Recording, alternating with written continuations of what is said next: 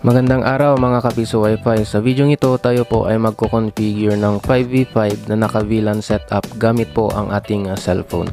Pero bago po natin simulan ang video ito ay intro muna tayo guys.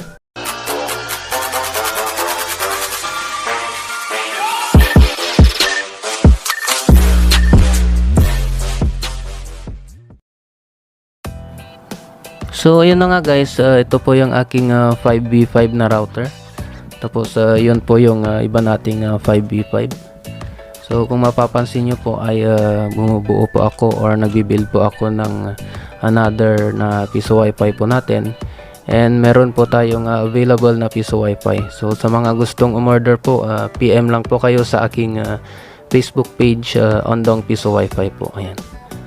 So yan, simulan na po natin itong pagko-configure natin ng ating 5v5 na naka-VLAN setup gamit po ang ating cellphone. Yan, so ito po ay dating Converge na router, and na-reset ko na rin po siya gamit po itong aking mahiwagang toothpick. Ayan. So ito po yung aking ginamit para pansundot po dito sa kanyang reset button dito. So may maliit pong butas dyan. Pinower on ko po muna, and then tinusok ko po or prines ko po ng matagal para po ma-reset itong ating router. So proceed na po tayo sa ating pagko-configure gamit po yung ating cellphone na yan. So tara po. So saksak po muna natin itong ating 5v5 na router. Ayan. As you can see, umilaw na siya guys. Yung power ay naka-on na. And wait po nating umilaw yung kanyang W1. Ito po yung W1. Yan po guys. Pag umilaw na po yan, available na po yung kanyang SSID. So pwede na po tayong mag-connect yan guys. Ayan, so umilaw na po guys yung kanyang WLAN. So proceed na po tayo sa ating cellphone. So yung una po natin gagawin ay open po natin yung ating Wi-Fi. And then connect po tayo sa default na SSID ng ating 5v5. So ito po yung aking 5v5, yung Huawei 5G. Ito po yung kanyang 5G. At ito naman yung kanyang 2.4G. Ayan. So currently nakakonect po tayo sa kanyang 5G. Ayan. So yan po yung default na SSID ng ating 5v5 pagkatapos po nating ni-reset kanina. Ayan siya guys. So yan, connected na tayo, and then tap po natin itong arrow na to. Ayan. And then ayan, naka-static na po pala. So pag hindi po kayo naka-static ay pindutin nyo lang pong itong IP settings dito sa ibaba. Ayan guys. So pag naka-DHCP po kayo ay pindutin nyo lamang po itong DHCP. Ito. And then select nyo po yung static guys.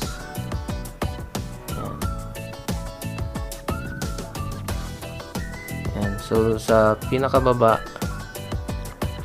ayan, so makikita nyo po yung gateway nya ay 192.168.100.1, and then yung ating IP address ay 192.168.100.2. Ayan. So yung default yung gateway po natin, yan po yung itatype po natin sa ating address bar sa ating Google Chrome browser po. So itatype po natin dyan yung 192, ito po yan, 192.168.100.1. so punta po tayo sa Google Chrome. Yan, open po natin yan. So new tab po tayo, and then type po natin 192.168 .100.1. So ayan siya guys, and then hit enter lang po guys. Ayan siya guys, ito na po yung kanyang dashboard or yung login page nya. So yung username po natin ay Telecom Admin. Telecom Admin.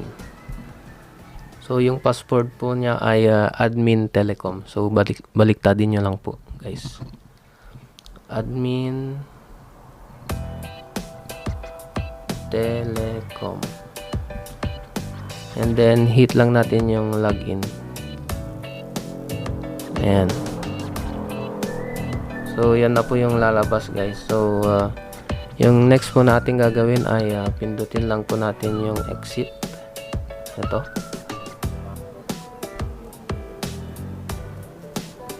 Ayan. And then yung next po natin gagawin ay pindutin po natin tong advance. Ayan, sa pinakababa po. Advance, and then advance under 1. Ayan. So automatic na mag-open po yung 1. So delete po muna natin ito.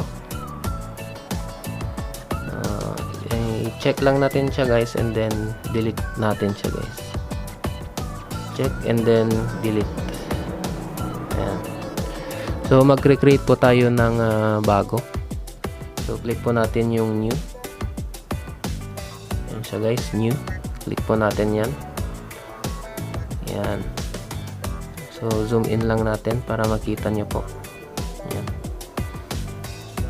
So yan yung one mode po natin. Ito. Click po natin yan, and then piliin po natin yung bridge 1. Ito po, piliin po natin yung bridge 1. Ayan. And then yung VLAN ID naman po. So in my case, yung gamit ko pong software or system ay LPB. So yung default na VLAN ID or VLAN tag po niya ay 13 or VLAN 13. So type po natin dyan number 13. Yan. So ito namang yan. So click po natin yan, and then select po natin itong copy from IP precedence. Ayan siya guys.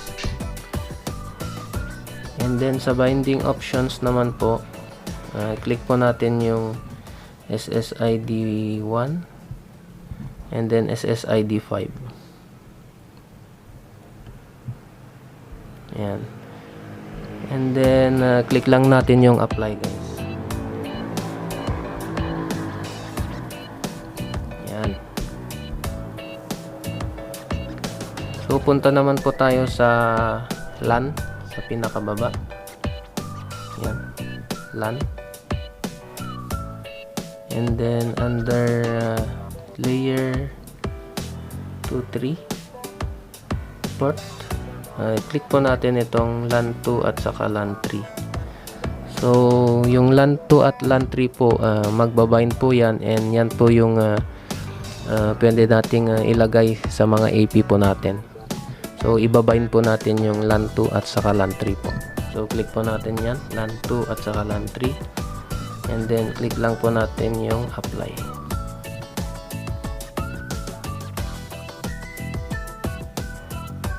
Ayan. Pagkatapos po nyan, balik po tayo sa 1 dito po sa taas. So click po natin yung 1. And then check lang natin para po lumabas yung mga options. So yun. So click po natin yung LAN 2 at saka LAN 3 para po mabind yung LAN 2 at saka LAN 3. So kahit po magkabaliktad yun ay pwede po sa mga AP po natin. So as you can see, binding options po. So magbabind po yung mga yan. So click po natin yung LAN 2 saka LAN 3. So zoom in po natin. Yan, LAN 2 and LAN 3. And then click po natin yung apply. Ito.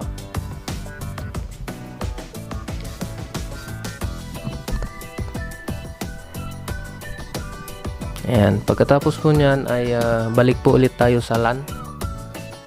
Dito sa baba ng 1. Ayan, click po natin yan. Ayan.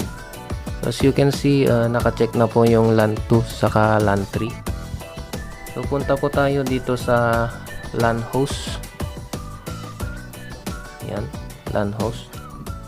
Click po natin yan. And then uncheck po natin yung secondary address. Ito guys. So yung primary address lang po yung gagamitin po natin. So yan, pagkatapos po nating i-uncheck, click po natin yung apply. Ayan. So pagpatapos po nyan ay punta po ulit tayo dito sa DHCP server sa baba po ng LAN host. Ayan. So click po natin yan. And then uncheck po natin yung tatlo. Ito guys. So uncheck lang natin. And click lang natin yung apply guys. Ayan. And then pagkatapos po nyan ay punta po tayo dito sa maintenance diagnostic. Ayan. Maintenance diagnostic. And then hanapin po natin dyan yung upstream port. Ayan. So click po natin yan, upstream port. And then click po natin yung optical. So wait po at i-zoom ko lang po. Ayan. Click po natin yung optical. And then click po natin yung LAN 1. Ito siya guys, LAN 1. So yung LAN 1 naman po, dyan naman po yung OPI or RPI po natin, or yung Orange Pi 1 po natin. So yan po yung ating upstream port. So yung LAN 1, yun po yung OPI or Orange Pi 1 po natin. Yung LAN 2 tsaka LAN 3, yun po yung access point po natin. And then yung LAN 4 naman po, yun po yung ISP po natin, or yung internet po natin. So pagkatapos po natin i-select yung LAN 1, click lang po natin yung apply. Ayan, so basahin niyo po. The new configuration takes effect after a device restart. Are you sure to submit and restart the device? So magre-restart po yung ating 5v5 na router pagkatapos po nating pindutin tong OK. So pindutin po natin tong OK. So madi-disconnect po tayo pagkatapos po nito. And then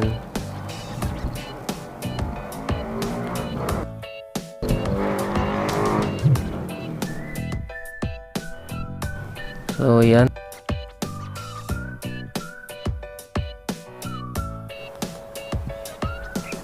So ayan, nag-restart na po yung ating 5v5 na router. And kung mapapansin nyo po ay wala na po yung color red na LOS po natin. Ayan. Pagkatapos po nating kinonfigure. So may isa pa po tayong i-configure and good to go na po tayo mamaya. So tara po at balik po tayo sa ating cellphone. Connect lang ulit tayo guys sa default na SSID ng ating 5v5. Yan. Click po natin yung Huawei 5G. Yan, so connected na po tayo, and then proceed na po ulit tayo sa Google Chrome. Balik po ulit tayo sa Google Chrome. Yan. So refresh lang po natin. Yan. And then login lang ulit tayo guys. Telecom admin.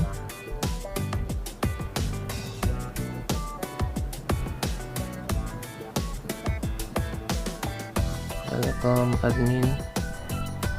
And then yung password ay admin telecom.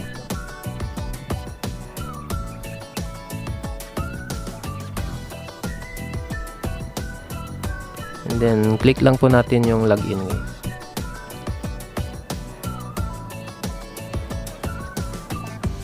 Ayan. So click po ulit natin yung advance sa pinaka left. Oops. Ito siya guys, advance.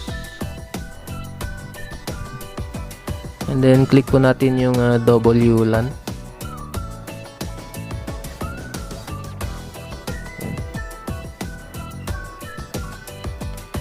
And then under 2.4G basic network.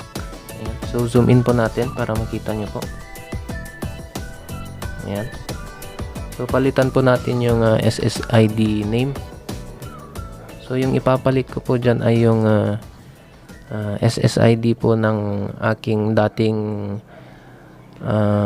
Piso Wi-Fi vendor machine. So yung SSID po na gusto ko dyan ay Ondong Piso Wi-Fi po. So ito po yan. Palitan po natin yan. So yung gusto ko po ay same SSID pa rin po.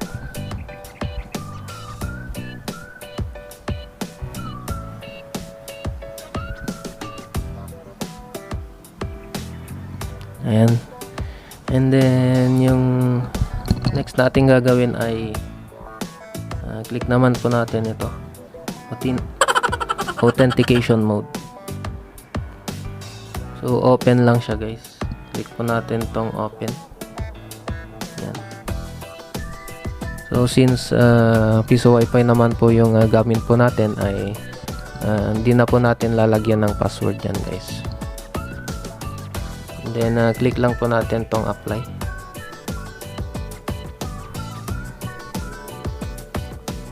Ayan. And then punta naman po tayo sa 5G basic network.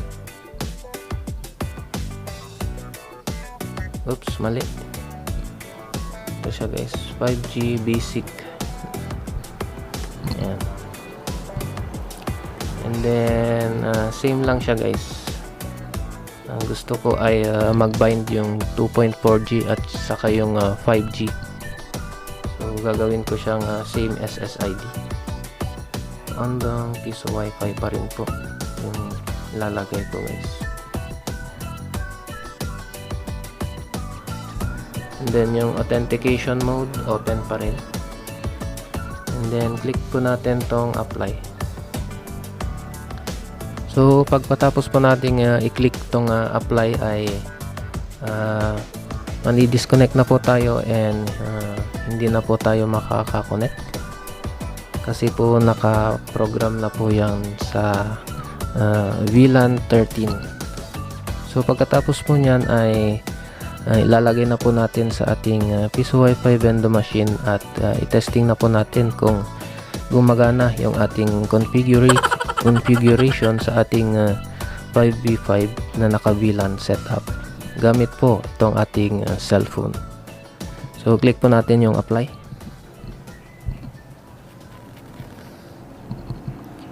Ayan guys, so you can see na-disconnect na po tayo guys, and obtaining IP address na lang po.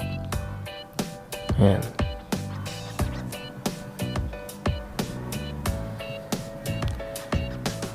So yun, no IP allocation na po kasi po hindi pa po yan nakakonect sa ating vendor at saka sa ating ISP. So tara po at i-connect po natin.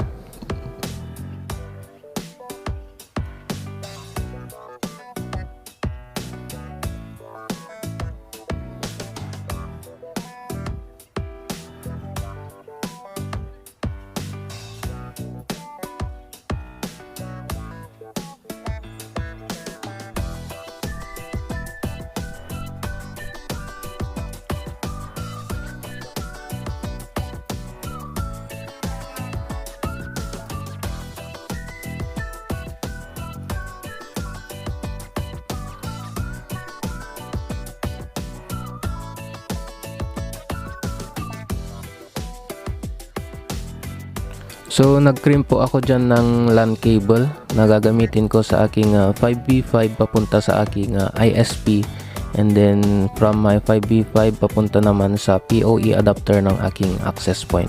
So bale dalawa po yung kailangan ko, and ayan, gumamit po ako ng Cat6 na LAN cable na pang indoor po. Ayan.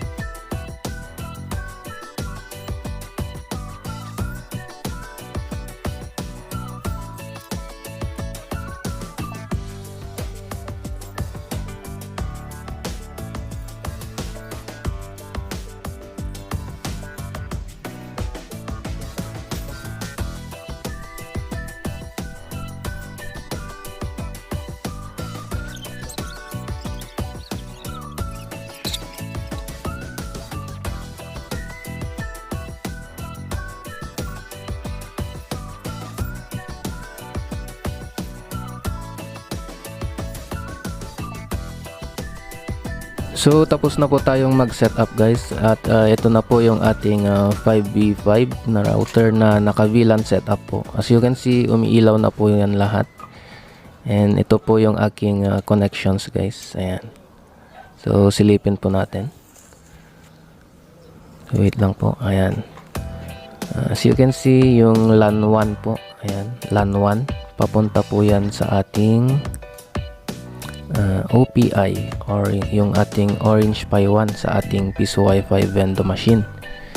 And then yung LAN 4 naman po, ayan, yung LAN 4 po natin, papunta po yan sa ating ISP, or yung sa ating internet. And then yung LAN 2 naman ay papunta po yan sa PoE adapter ng ating access point. Ayan, papunta sa LAN. And then yung PoE naman, yung black na cable, papunta po yan sa outdoor antenna natin, which is yung TP-Link EAP110. So yan po yung ating setup guys. Ayan. So check naman po natin sa ating Wi-Fi analyzer. Ayan. So open po natin yan. Ayan.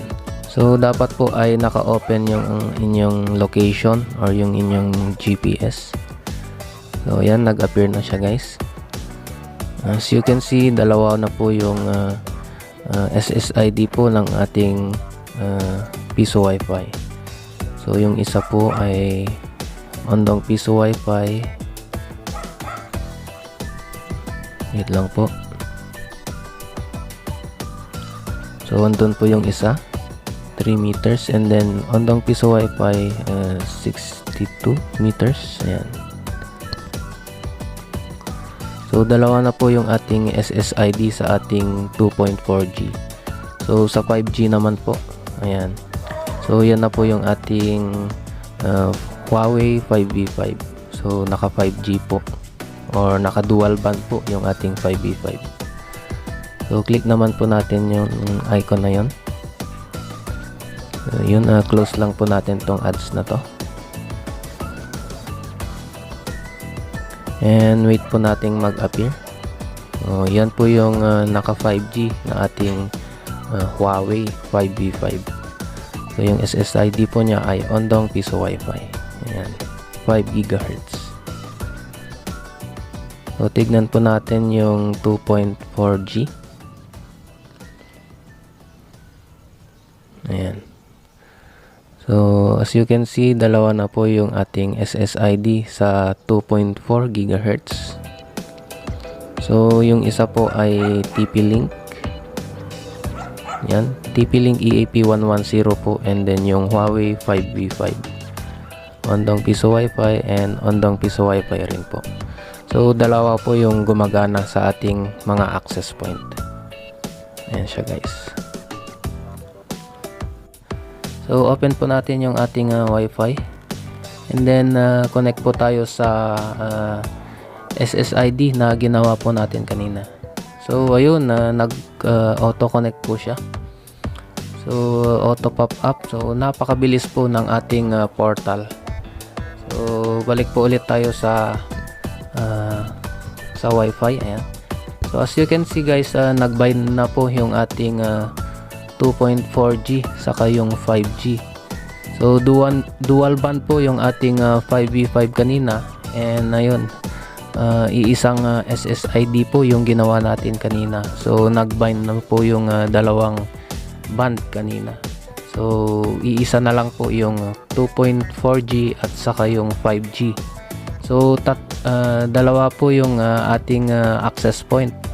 So yung isa pong access point ay yung 5v5 pang indoor po, and then yung isa naman po ay yung ating TP-Link EAP110, and pang outdoor naman po yun. So ayan, connected po tayo, and auto pop up po kanina yung kanyang portal, and testing po nating mag YouTube. So may time na po yan.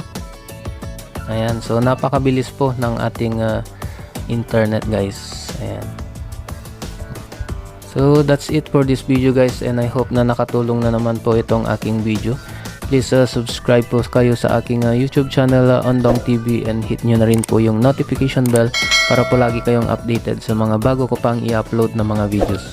Maraming salamat po, and peace out!